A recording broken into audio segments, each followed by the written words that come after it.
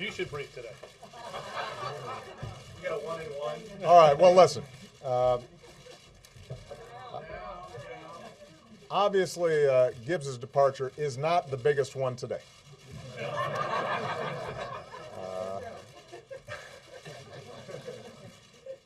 Having said that, I thought I should come into the briefing room just to say a few words about my departing press secretary. As some of you know, Robert started very early with me on this wild ride that I've been on. I had run for the United States Senate. I was not expected to win. When I won the Democratic primary in Illinois, I realized that I was going to have to start staffing up a little bit. At the time, I only had, I think, 6, 7 people working for me. And I still didn't have a lot of money, so all I could afford was Gibbs.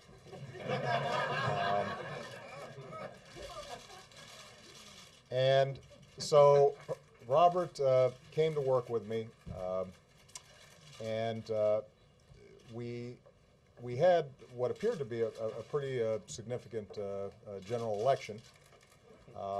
And then Alan Keyes came in, and so that ended up not being our primary focus.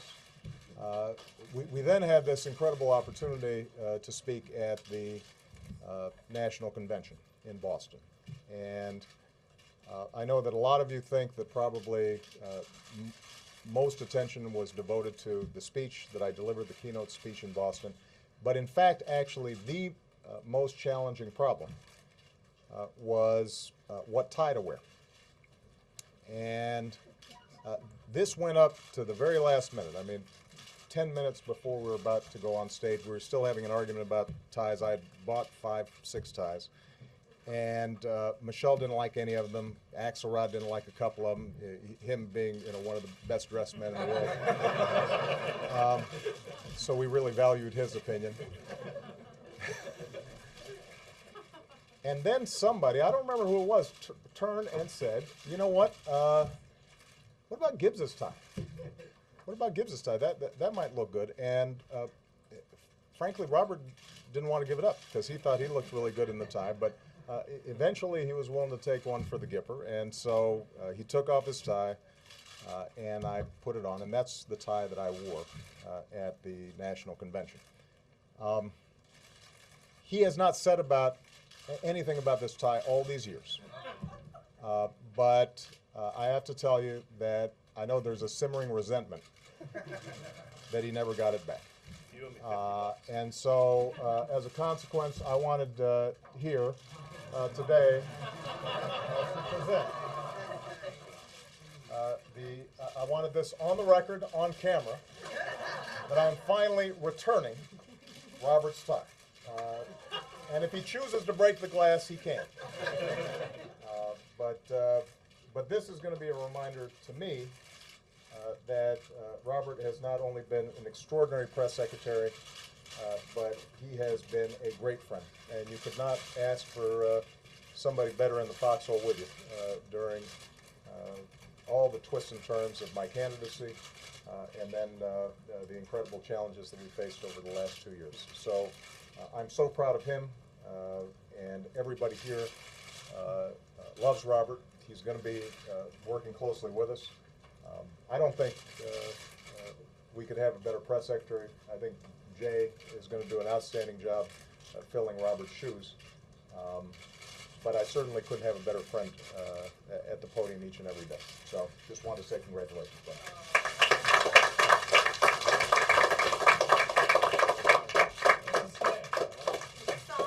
I finally got it back. Well, I didn't actually sign the tie because, as I said, he may decide he wants to wear it. He just said, I thought that I should finally give you your tie back. It and you helped me get started. All right? Thank you, brother. Thank you. All right. Thank you.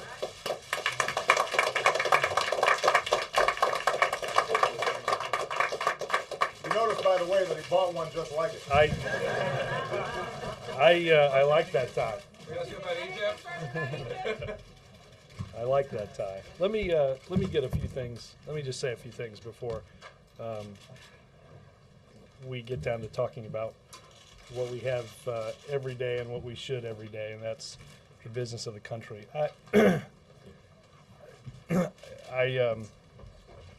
It is a tremendous honor and privilege to do this each and every day, to serve and to take part in days like today that are so momentous. And I want to thank the President and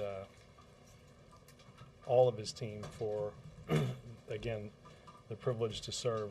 I don't want to spend a lot of time doing this. I don't talk about myself well, but I would be remiss if I didn't talk about a group of people that, I want to be clear, doesn't work for me, but I have the great privilege and am lucky enough to work with.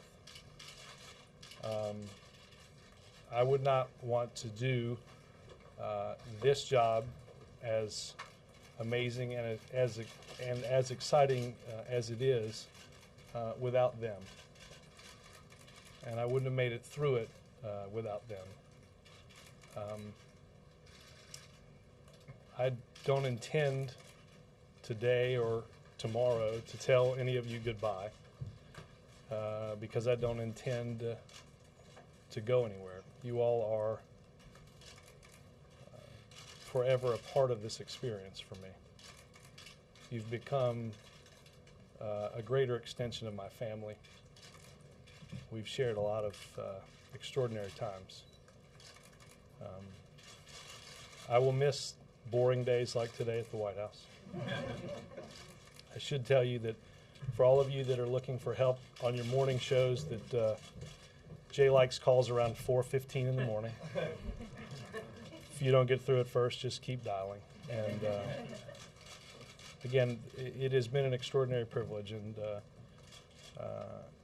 I will have more to say to all these guys and more to say to those of you that are in the back of the room that have meant so much to me and continue to mean so much to me. But before I lose it, we should probably start the 250th briefing of the Obama administration with Mr. Feller. Thank you, Robert. Well, first of all, congratulations and best wishes to you that we see on the campaign. If you do get homesick, you can bring back the dunk tank at any time. Take it out there. Some of you have better arms than I. Where's Bill Plant? I would have bet a serious sum of money that Bill Plant would not have been the one that dunked me, but I would have lost that and gotten wet too. Go ahead. Shifting to Egypt, a few questions. First of all, can you tell us whether President Obama was surprised by the news this morning? Well, look, I think that throughout the morning we had gotten, and into last night, gotten indications that the last speeches may not have been given, and the last changes, particularly this morning when with everybody reporting that there would be a statement from the office of the president. So the president, as I think many of you have reported, was in a regularly scheduled meeting in the Oval when a note was taken into him to let him know what had been announced. And since then, prior to giving the statement, he spent about an hour with his national security team from about 1:30 to 2:30 in the Situation Room, talking about what's going on there now and what we have to plan for now going forward. He learned, when he got that note after the announcement, essentially he learned with the rest of us. Well, he learned what precisely had been said. I don't want to get into what other information he might have gotten.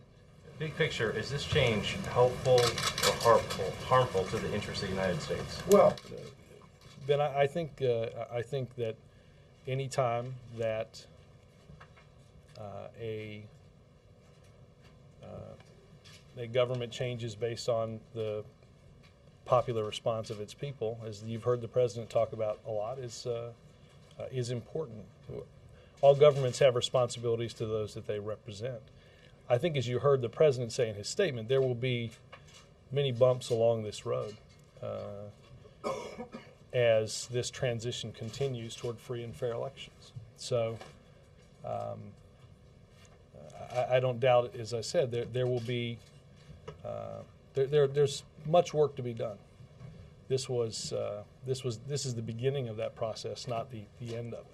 Does the president have any concerns as that process unfolds about the unknowns, about any sense of instability right now? Well, look, I think that the partnership that we've had with the people and the nation of Egypt for 30 years has brought regional stability and has brought peace, particularly between the countries of Egypt and Israel. And I think it's important that the next government of Egypt, as we've said in here many times, recognize the accords that have been signed with the government of Israel.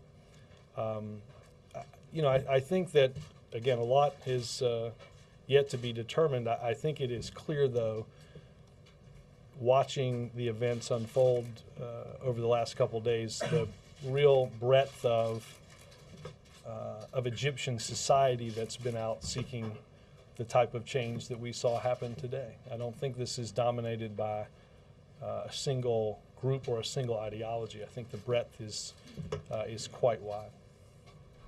Yes, ma'am. Robert, since the protest began, all of your statements about Egypt have been very carefully worded. I thought last night's statement from the president was especially carefully worded. Mubarak wasn't even mentioned. Did the president have a sense then when he issued that statement that maybe the speech yesterday from Mubarak wasn't the final word? Well, look, I think it is safe to say that the very same contacts that we have in Egypt are some of the very same contacts that many of you all had that seem to tell everyone that a different speech might be what we would hear. That we didn't hear last night. And I think as the statement says, it was at that point a missed opportunity for the government of Egypt to take the necessary steps toward that orderly transition. I think quite frankly, Karen, that's been true building throughout the week, that you have seen as the government failed to take the necessary steps to broaden the coalition and to make some fundamental reforms that would signal to those in the opposition that they were serious, the crowds grew larger and larger. So there is no doubt, I think, that there has this is a situation where I think the phrase we've used a lot around here is threading the needle. There are a lot of equities in the country and in the region. And ultimately, this is something that started with, was driven by, and will ultimately only be solved by the people of Egypt. I think that is true in the lead up to the historic announcement today, but will be even more important in the days ahead leading to elections. Can you talk about any contacts with leaders in the region that have taken place since the announcement? Since the announcement today, the president has not made any phone calls either to those in the region or not talked to any heads of state. What about senior level contacts and what kind of assurances, if any, can you give Israel and Jordan about how this may affect them and their concerns about stability? Well, look, we have, throughout this process, wanted to see protests that were peaceful, protests that were our outcome in this process. We wanted to see happen in an orderly way to ensure some of that very stability. I think that if you, that quite frankly is what has guided us this entire time. The president again, the president has not spoken with anybody. I do not believe at this point, though I would check, you should check more carefully with the Pentagon in terms of whether in the last few hours, I don't think there have been any contacts. Obviously, we've got pretty good relationships, as you've seen throughout this process, on a military-to-military basis. I will say it is remarkable to watch in the region how Iran is dealing with this. You know, we saw, I think about a week or so ago, they made some provocative statements about what these marches meant. We now know how they're responding to the images that we see in Tahrir Square. They are arresting people in Iran. They are blocking international media outlets. They are turning off the internet. So for all of the empty talk about Egypt, I think if the Iranian government, I think it's up to the Iranian government should allow the Iranian people to exercise the very same right of peaceful assembly and ability to demonstrate and communicate their desires. I think we've all seen, again, their response. The head of the Revolutionary Guard said today, "Seditionists are no more than a corpse. We will severely crush any of their movements." So I think what you've seen in the region is the government of Iran, quite frankly, scared of the will of its people. Jake. Thanks, Robert. Before I ask my last questions of you in this room, good luck, and I hope you get to spend a lot of time with Ethan. I've also taken the liberty of going back and looking at all the questions you said you'd get back to us with an answer that you didn't get back to us with, Jay, starting in January 2009. Jay will have a transcript of all of those for you on Monday. And if you don't get it, just keep pinging. When was the last time President Obama spoke with President Mubarak? I'd have to double check, but I believe it was. I'll double check. I think it was right before he spoke. It was Monday, right? The Monday that he spoke. The last one we The read last time out. you announced that. There haven't been any calls since then that I'm aware of. Under the Obama administration, the State Department changed the way that civil society in Egypt was funded. First of all, it didn't directly fund civil society groups, pro-democracy groups, as the Bush administration had done it. It instead went through the Egyptian government through approved civil society groups, and it also lowered how much civil society groups were funded. In retrospect, does the Obama administration regret that? No, look, I can get you a little bit longer fact pattern on this. I think that I think our commitment to the universal principles that the president has talked about throughout this process, and in countries not just in Egypt and not just in the region but around the world, I think are best exemplified by what he said standing in Cairo, saying many of the things you've heard him say over the past several days. Obviously, we are watching the situation, and will, as I think members have testified just in the last day or so up on Capitol Hill, tailor our assistance to a changing situation. Okay. And lastly, Egypt has been a tremendous ally to the United States, according to the government, on the issue of counterterrorism. Where are you concerned that there might not be as much support in the next government, whoever it is? What areas? Well, I will say this, Jake. Obviously, we're going to watch the events as you and many others will in the days and months ahead. I can say that the important relationships that we have at different levels in our government with their government, I think the president was assured continue, and particularly the one you mentioned.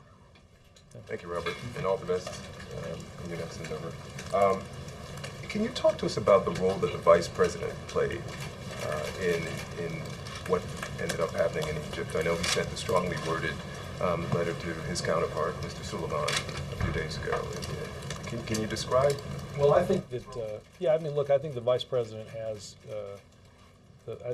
we talked about it in here, he had a counterpart-to-counterpart relationship with Vice President Suleiman, and has on a number of occasions spoken directly with him, and quite honestly, Dan, reiterated largely the very same set of points that you've heard us make public. And that is that the genuine steps that needed to be taken to address the concerns that those in Tahrir Square and throughout the country have had. I think he's been on the phone fairly regularly. I think obviously he has brought to meetings in the Situation Room and in the Oval Office, like last evening, quite a bit of knowledge and experience in foreign affairs and foreign policy that have helped guide the administration along the last 18 days or so. Was that phone call, though, that we got the readout with some of the demands, was that a pivotal moment in this crisis? Look, I think that it's probably hard to go back and pinpoint all of them, but I would say that it was hard to I think be any clearer and more blunt than the vice president was on that call about the steps that the international community, and most importantly the people of Egypt, needed to see happen. And I think that certainly helped move this process along. Yesterday, when the president made his comments on Egypt at the top of his remarks in Michigan, was the White House at that time fairly optimistic that Mr. Mubarak was going to step down yesterday? Well, as I said, Dan, I said earlier in this briefing, I think many of the same contacts that we had, or many of the same contacts that your network and many others in this room had in reporting what might happen in Egypt yesterday. I think the president talked about historic transformations, which we've seen, quite frankly, play out each and every day in the last 18. But I think what's important now is we have to look forward and help all work through a process to get us to the free and fair elections that so many have spent time yearning for. And finally, just to follow up on what Ben was asking, I'm not sure I heard an answer to this notion of concern from the White House as to what happened between now and the elections in September. Is there concern about what the leadership structure will be like, what could potentially happen before the people of Egypt start voting in September? Well, again, I think that I don't think we have to fear democracy. I think the international community has, and again, I think most importantly, the people have laid out a series of steps that they need to see taken. But I think it's important, Dan, to understand that this was a group of demonstrations and protests that demonstrated the breadth of concern across Egyptian society. I don't think you can look at it and say this was the group that did this, or these are the people that. Again, what you've seen is mothers and daughters. You've seen this process in some ways led by somebody that works for, as I said a couple of days ago, one of the larger companies in Silicon Valley. So I think this is what you've seen is the breadth of cause and concern that had to have been addressed and needed to be addressed by the government, and I think today was the very first step in that process. Thank you, Robert. Chip. Thank you, Robert, and congratulations. I hope it was as good for you as it was for us. He's trying to bake me, and I'm not going to bake. You said that obviously there are going to be some bumps in the road and that the military needs to lay out a clear path. What is going to be the role of the President, the Vice President, the Secretary of State publicly over the next weeks and months? Do they now pull back and say, okay, this really is up to the Egyptian people now and we're not going to intervene? Or do they keep up the public pressure with statements and... I think, again, first and foremost, this was always about the people of Egypt. This always was going to be solved by the people of Egypt. No statement here, no comment that was made here was going to, I think, bring the fundamental change that people were looking for in Egypt. We've talked about it a lot in here. I think the people of Egypt, again, they have their concerns, and they're not going to be, the definition of how to solve those concerns is not going to be solved here. But again, I think we will continue to try to play as a constructive role in helping this process along. But again, I think this started with the Egyptian people, and it will end with the Egyptians. But do you think the President, Vice President, Secretary of State will be as publicly I mean, out again, there I think in this pressing is, the I military? think what we've seen, I think at every step along this way, we have been very clear about the response, and you heard the President discuss it today, about violence. And I think it's remarkable. What we've seen in the past 18 days in terms of the type of sweeping change is unlike anything we've ever seen in a short period of time. And I think the next process of this is going to play out over a much longer arc.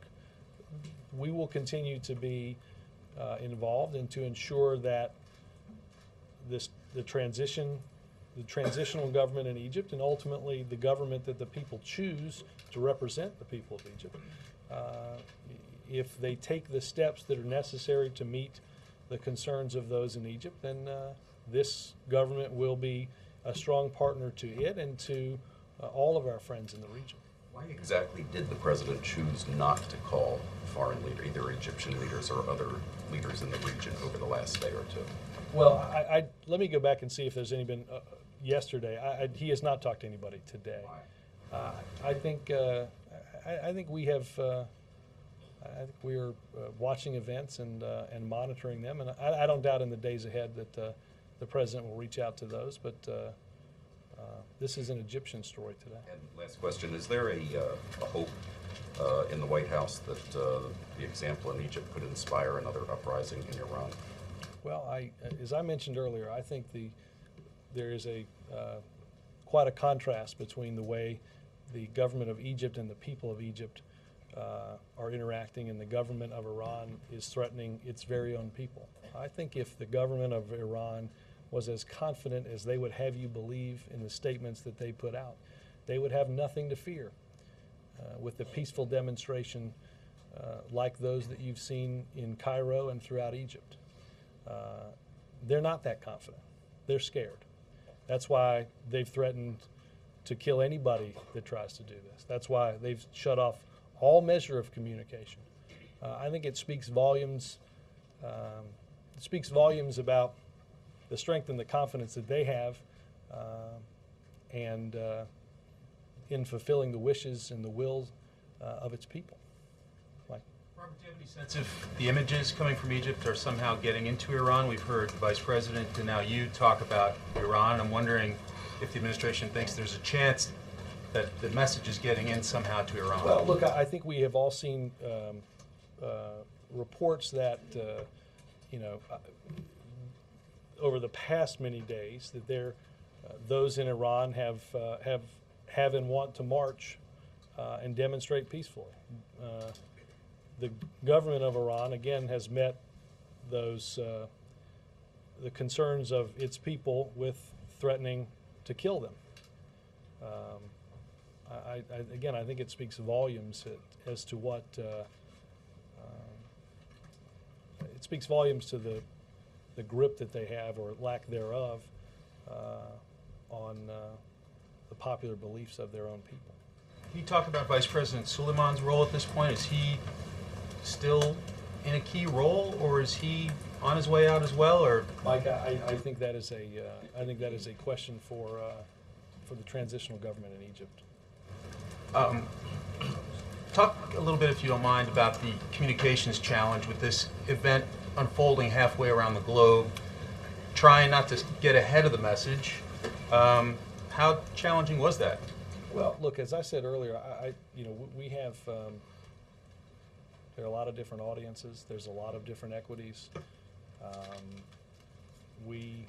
And I think the bottom line was, as I said, this started in, and it will be solved by the people of Egypt.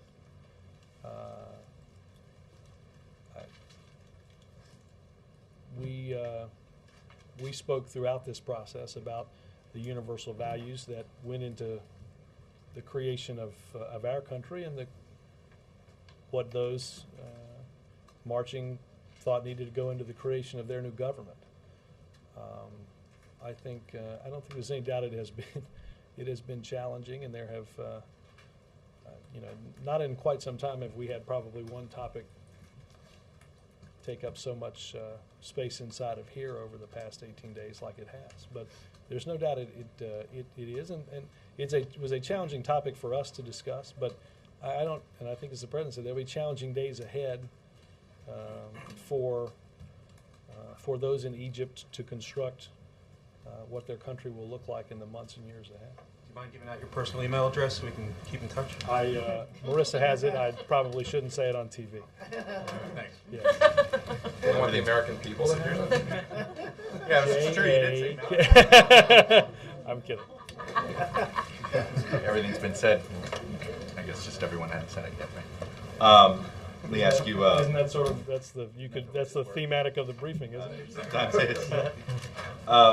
Was it the events of yesterday or the events of today the bigger surprise to you guys? To the president? Well, again, I think everyone was surprised at a bit at yesterday. Again, I think you can go look at my transcript from yesterday. I was on the cautious side because I think it was clear that things were happening, and as they have over the course of 18 days, very quickly. Again, it is remarkable to stand here or to sit there or anywhere in our country and watch what's happened over the span of that 18 days. It is a remarkable arc in human history. But again, I think many people were surprised at yesterday. How much is there a sense of relief in the administration versus trepidation? Well, look, I think that, as I said a minute ago, I don't think we have to fear democracy. I think that whenever the will of the people shapes the demands of those that govern it, that's what many had in mind with democracy and representation. So I think that's an important step. And again, this is about Egypt and about its people. Does this change Middle East policy in the United States from here on out? Just what happened in Egypt, what could happen elsewhere? Is it fair to say that this is going to change America's foreign policy in the Middle East? Well, look, again, we don't know the ultimate outcome of what free and fair elections will be. We don't have a sense of who that next leader will be, or we don't know that person's exact identity, I should say. But I think that we will continue to have important relationships. This is a volatile region of the world. The relationships bilateral that we have bring some measure of stability and peace to the region. Obviously, there's still great work to do to bring peace throughout this region, and the President has worked tirelessly with the team on that.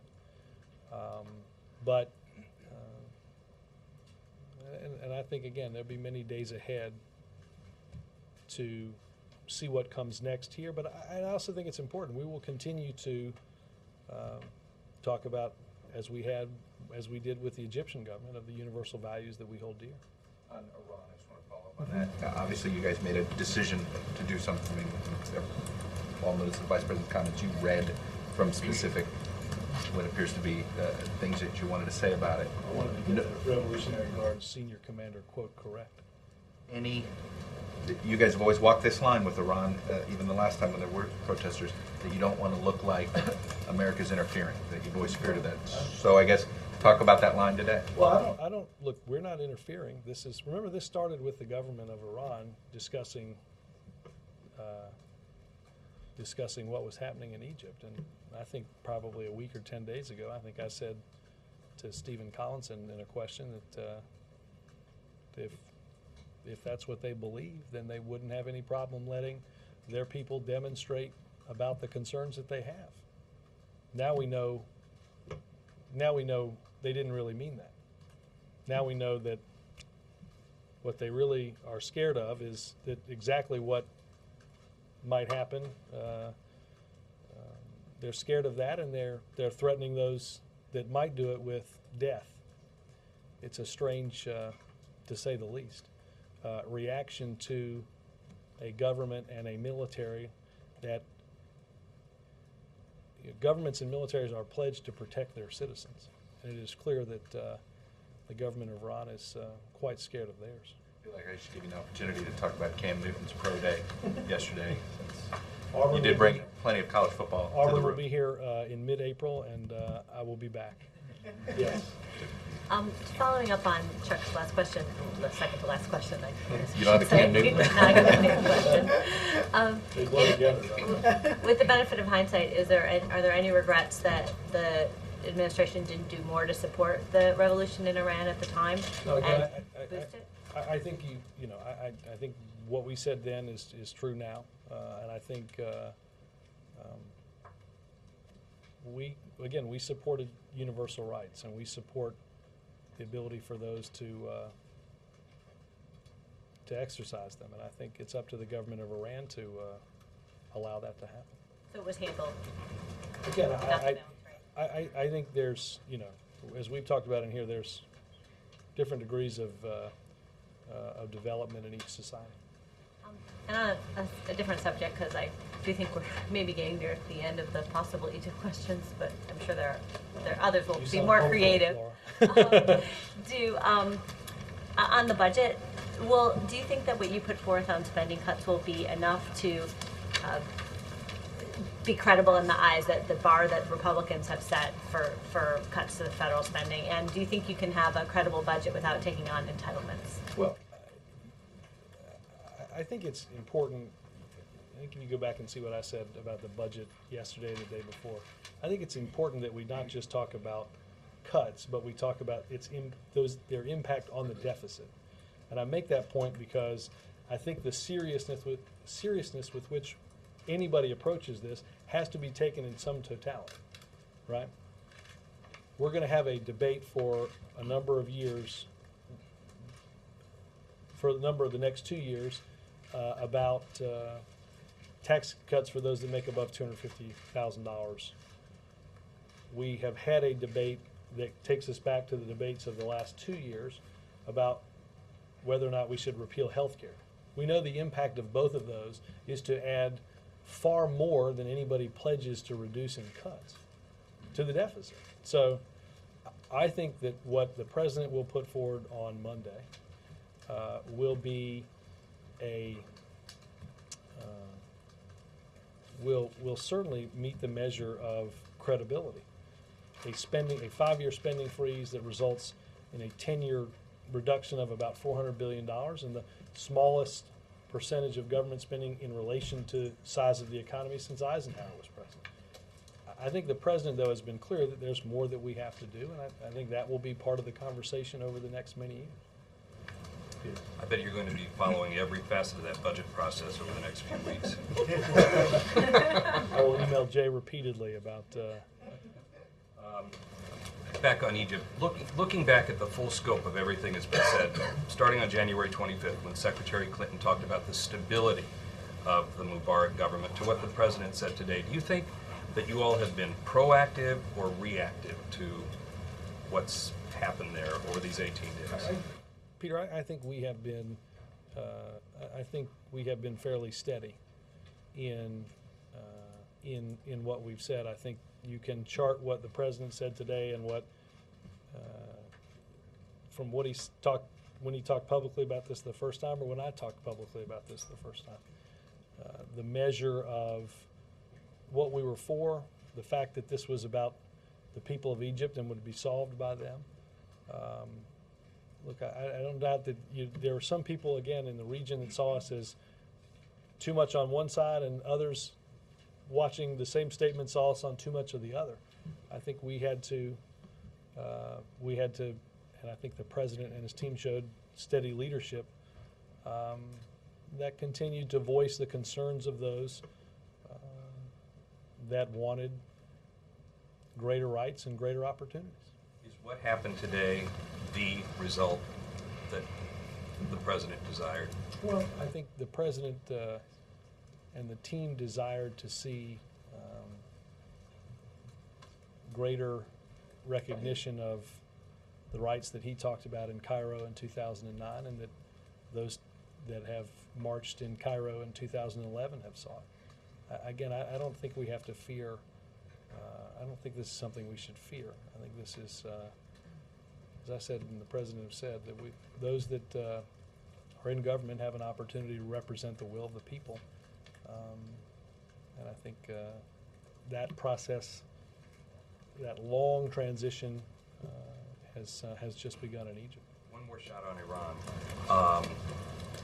Would you like to see in Tehran, would you like to see what happened in Cairo today happen ultimately in Tehran? I would like to see, and I think the administration would like to see, the ability of the people of Iran to voice what they'd like to see from their government. And I think if the government of Iran didn't fear the voices of their own people, they'd let them do that. So you don't want to go so far as to say you'd like to see that government overthrown? I'm comfortable with my previous answer. Does that apply to Saudi Arabia? Again, we have conversations with governments throughout the world in this region and in other regions about adhering to universal values. Okay. Following on Karen's question earlier, how concerned is the administration specifically about unrest spreading to Jordan? Queen Rania is being accused of corruption.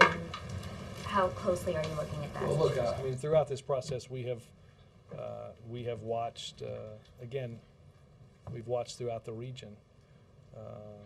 And again, I reiterate that when we have meetings when we have bilateral meetings with these countries, we discuss again the universal values that we discussed on many occasions with the government of Egypt. Are you particularly concerned about unrest spreading to Jordan and Syria and these other? I'm not going to get into some of those conversations. Could you talk a little bit more about the role the administration thinks that the Egyptian military should be playing now that they've essentially taken over? Well, look, this is, I'm not going to go through each and every step of this process. I think the president was clear in the responsibilities as a transitional government that they have. Some of the changes that are necessary need to take place, and the important steps that have to be demonstrated, and the constitutional change that we need to see, that the people of Egypt need to see on the road to free and fair elections. And I think they have those, and they have those obligations today. Best of luck, Robert, and be happy. 3 housekeeping questions. Are you going to recommend to Jay that he continue the pattern of really very heavy questions for the first 2 or 3 rows? Serious question for everybody in the back row. Connie, would you have that question if you weren't situated today in the middle of the second row? It's not my seat, but I've been here for 43 years. Connie, I am only moments away from not having to wade into the politics of many of the rows in this room, and I am not going to. Yeah, I know that you guys will solve all these problems together. 2 more. Will you recommend that you have the pre-arranged questions, a list of questions at press conferences? we don't have a prearranged list of questions at press conferences. Arrange questioners, I think. Is that what you meant? Yes, that's what I meant. Go for him.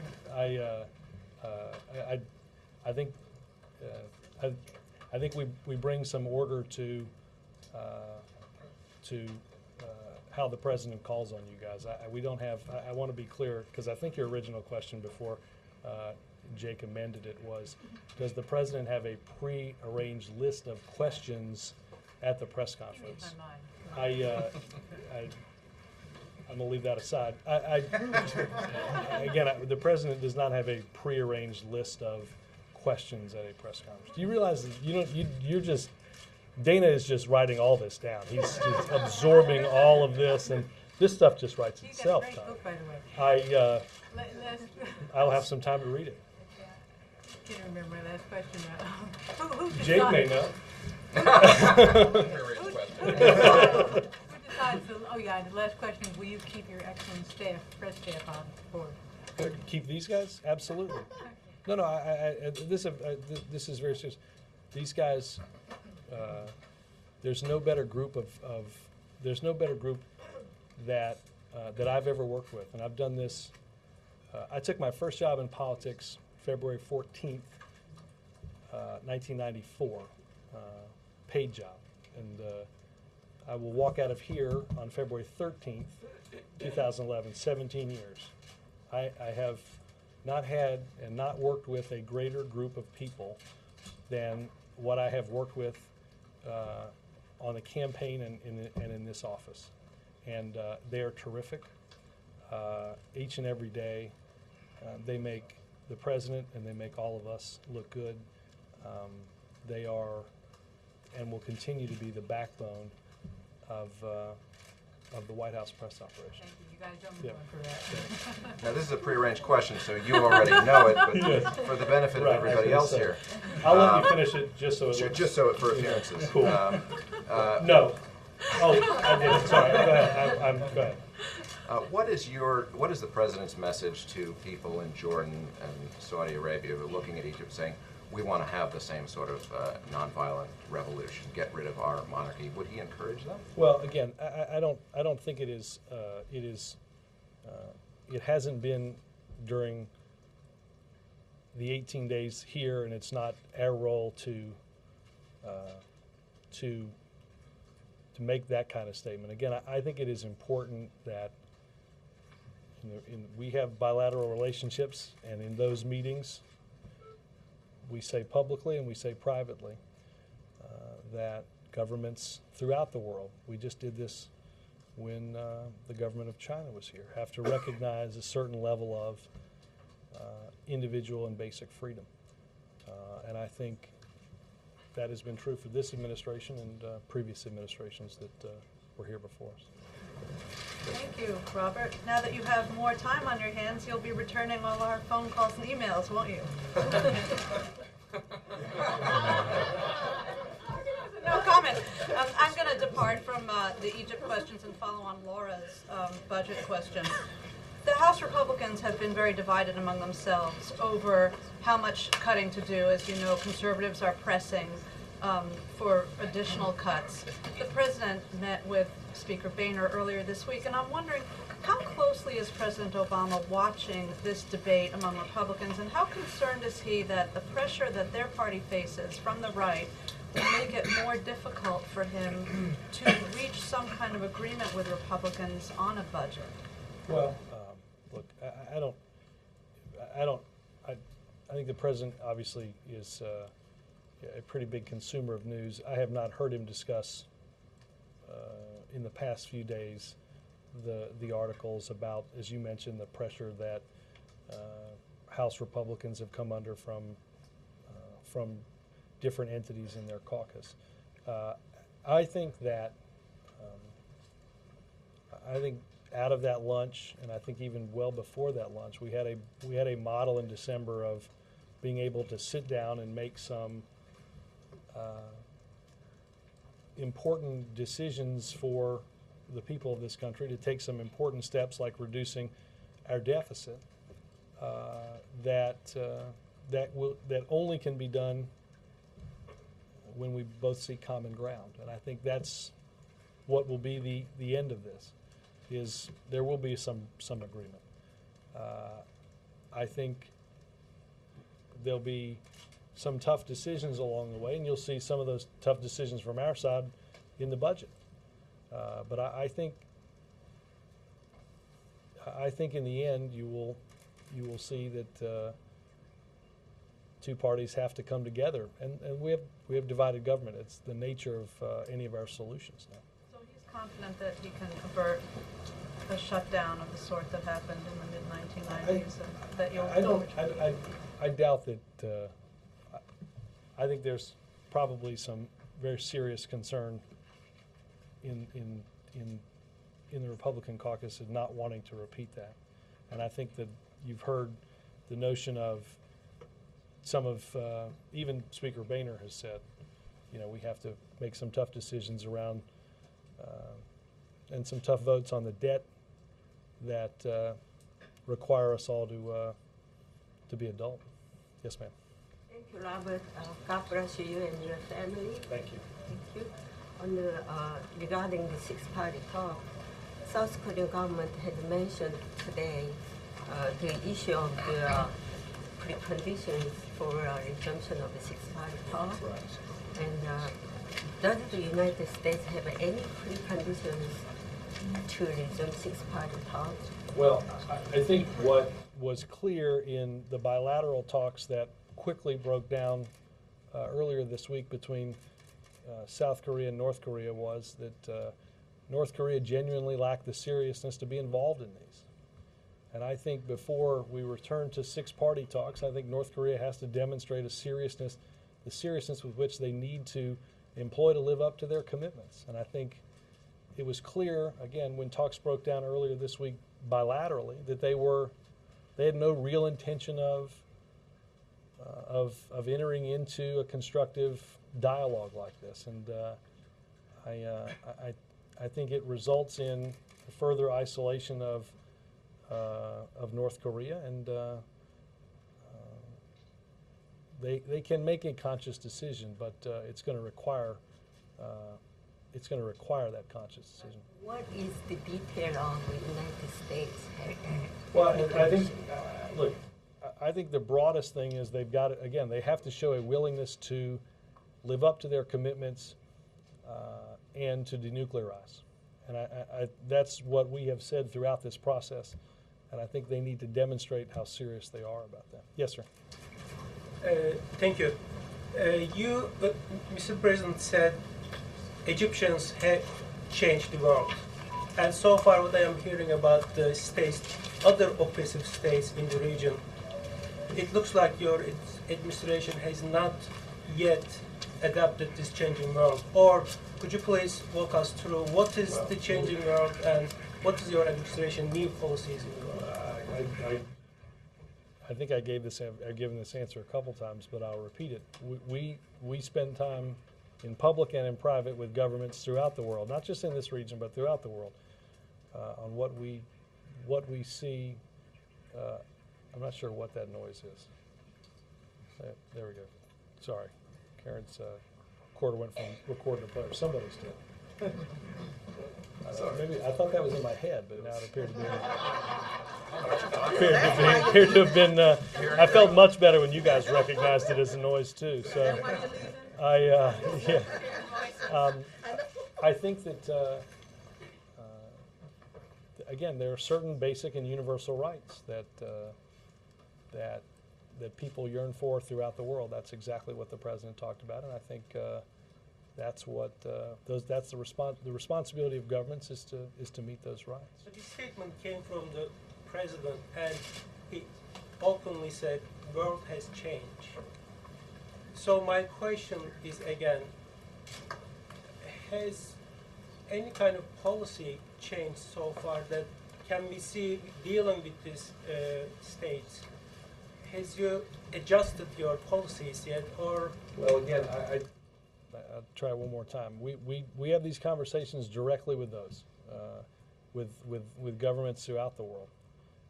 Again, mentioned what happened not too long ago with the government of China that resulted in leader of the Chinese saying there was much work to be done. Ann? You've worked for the president both while he's president and as a presidential candidate. Do you think as we move in toward the 2012 campaign, presumably we'll see you again sometime during that period, do you think he can make governmental decisions and simply leave politics out of it? Is he the kind of person who can make governmental policy decisions without always thinking maybe in the back of his mind on his own political future? That brilliant auto bailout. I mean, I will say, I think most of the first couple of years of our administration have been marked with decisions that you didn't need anybody to tell you weren't hugely popular, but needed to be taken. So how that came out. Yeah. But I think part of that is because we had an election, there's a calendar of elections, and then there's an arc of recovery that may not perfectly align with an interim election. This is a president who has, again, made a series of very tough, sometimes unpopular decisions to ensure that we didn't go from what some have called a Great Recession to a Great Depression. And I think the president, I think one of the things you'll see a lot more of the president trying to tell the story of why we're making these decisions. I think he said that. That's one of the threads that we lost over the first 2 years was we made a series of decisions that had to be made quickly, and we forgot to tell a larger story. Will you and others advise him to make those tough decisions even when it's him up for re-election? We will. I mean, I will tell you that I remember being in the final decisions around the what to do about the auto companies, and you know, it is a tremendous story, and people that have worked on it here have done a tremendous job. But even I remember sitting in that meeting, and even with the notion was, even if you make some of the required management changes and give them a lifeline, it was still a 51-49 proposition. I think it will go down as one of the best decisions we made, because now you see companies that are fundamentally restructured and capable of surviving and thriving in this economy, and that will only get stronger. Mike? Two questions if I can. First, can you talk about how much, if at all, the recommendations from the Budget Commission, Deficit Commission, are going to be reflected in the budget that we see on Monday? That's a good question for somebody next week. All right. Well, then, on the subject of I politics, should use that more often in the next few minutes. CPAC is happening just up the road, and a number of potential candidates are speaking there today. Mitt Romney called the president a weak president who lacks clear direction. Said Tim Pawlenty invoked the birth certificate controversy and asked what planet the president is from. I'm wondering if you want to take a shot at responding to potential rivals of the president. We did pretty well in Minnesota, and I think the president has, though he didn't talk about it a lot, Mitt Romney didn't. I think what Governor Romney did on health care was one of the decisions, and that Ann just alluded to, that was a tough decision, but it was a series of the right decisions. I'd be interested to see if throughout the next 2 years the two words healthcare come out of his mouth. Carol? I know you won't be here, but can you give us a little week ahead how the president plans to I have a week ahead. Yes. You want to just fast forward this whole thing, don't you? No, and then I have others. One or two. I'll do the week ahead last. How about that? The Chicago election, do you know how the president plans to vote? Is that absentee? He has requested his absentee ballot. The last time I checked, the First Lady had voted, and the President had yet to. I will. Did you check, because she hadn't voted as of Tuesday? I think the last time I checked was yesterday. So I think she voted. She's voted sometime in between. I don't know whether the President's voted, but I will check on that as soon as I get out of here. And then if you could, how would you, just on your departure, how would you assess the president's relationship with the press corps at this point in his presidency? Soon somebody's going to pay me a lot of money to give that assessment, and I look forward to sharing that with them. April. No, Wait a minute. he does that just to do that, April. That's why. If you could see the size of the grin on Ben's face every single day when he does that. So, I'm sorry. I don't mean to stir the pot as I leave. Go ahead. Thank you, Ben. For the last time, you promised. Oh, I will get that too. I have not had a chance. Jay Carney at who.eop.gov. I'll try to find. You promised Wednesday you were going to call me at home. And you did not. Yes, I You did. on tape. I promised that I'd call you at home. Well, you said you would call me that night. I don't think I said that I would call you that night. This is. Okay, just on the cell phone. You said it There not. may be a- Anyway, moving on. April, I've got a follow up. Who were you talking to that promised to call you? I will go find out whether he's voted. I know these are things that I have an interest in that answer too. So A lot of As a people scribe do. for the, Yes. I will go find out as soon as I walk out of here. All right, now on the economics of Egypt. Now that there is. Quite a segue. Now that there is a change in leadership, let's talk about the American pocketbook and gas prices and things of that nature. Should we expect to see some change in the prices of a barrel of oil now because things have changed, or is there still volatility to push the price up? Look, I think inherent in the pricing of oil is some volatility.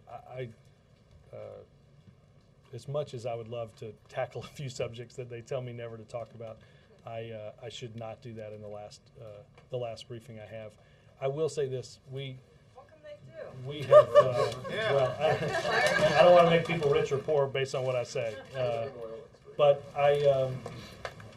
on a daily basis in the Deputies Committee meeting that have been taking place around Egypt, we have discussed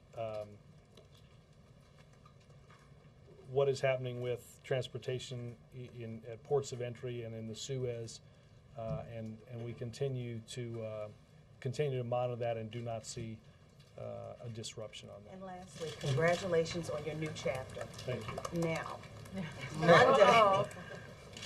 Monday, it's going to be different for you. Do you think you will be going through news and information withdrawal? No doubt. How are you going to handle Monday when it comes? I will do that in my week ahead. Thanks. I wanted to follow up on Mitt Romney's glaring omission in his remarks today. Has the president been watching the CPAC coverage in between watching the? Okay, and why do you think that it's important for Mitt Romney to talk about his health care plan and why? Why would that be important? I don't know why I wouldn't.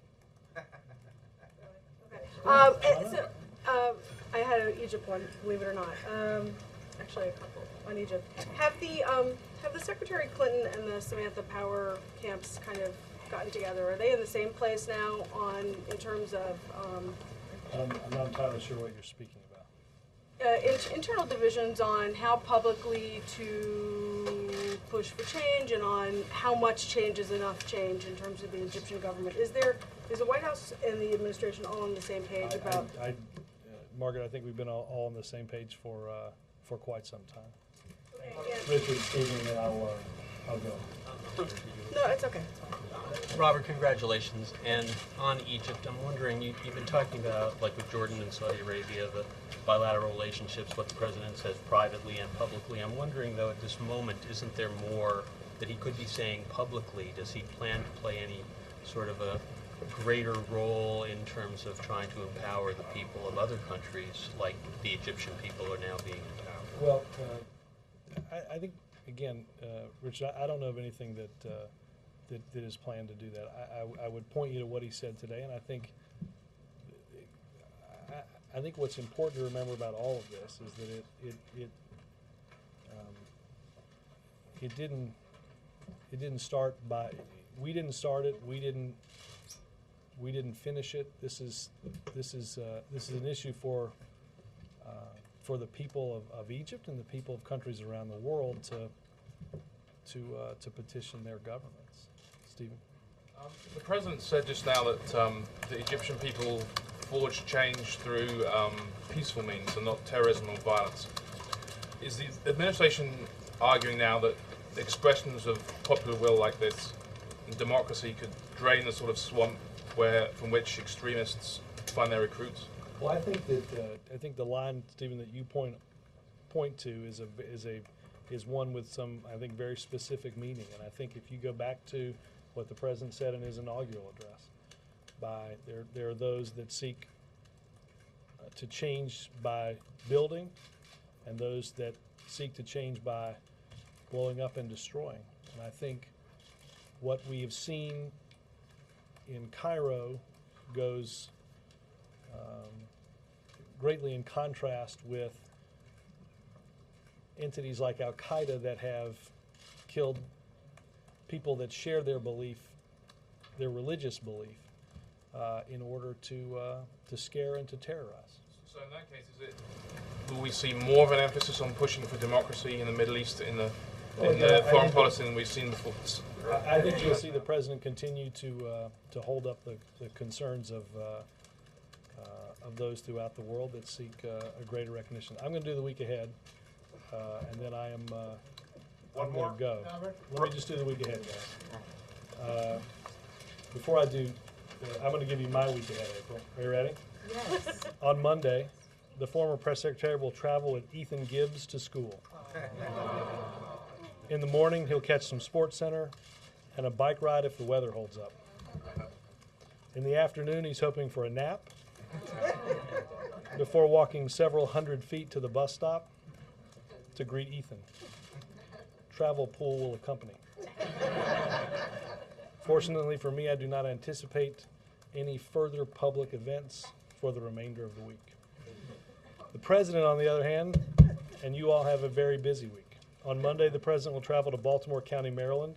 I don't know if it's city or not, to speak to the students at Parkville Middle and Center of Technology. I don't know if that's the right. Parkville Middle, the Center of Technology. I see, there's an and that. Education Secretary Arnie Duncan and OMB Director Jack Lew will join the President for the visit, where he will lay out key priorities in the 2012 budget and discuss the importance of investing in education to prepare our children to be competitive in the global economy. On Tuesday, the President will honor recipients of the 2010 Medal of Freedom in a ceremony at the White House. The Medal of Freedom, America's highest civilian honor, is awarded to individuals who make an especially meritorious contribution to the security or national interest of the United States, world peace, cultural, or other significant public or private endeavors. On Wednesday, the President will meet with state legislators at the White House. Later, the President will deliver remarks to the White House on the America's Great Outdoors Initiative. On Thursday, the President will attend meetings at the White House before leaving in the afternoon to travel to the West Coast. On Friday, the President will visit Intel Corporation in Hillsboro, Oregon. While at Intel, the President will tour the world's most advanced semiconductor manufacturing facility, as well as learn more about Intel's science, technology, engineering, and math education program. It has been a tremendous honor and a privilege to do this over the past little more than 2 years. I wish you all good luck. I will miss you. I had a lot of fun, and I hope, as we covered some very serious subjects and we watched the world change, I hope you had some fun too. Thank you.